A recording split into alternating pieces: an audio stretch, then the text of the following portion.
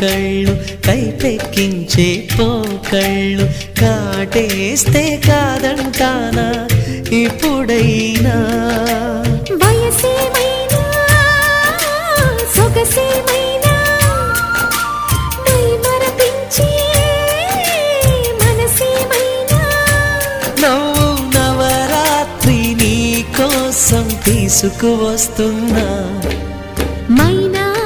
ఏమైనావే మన్మథ మాసం అయినా ఎంతైనా ఇది మెత్తని మోసం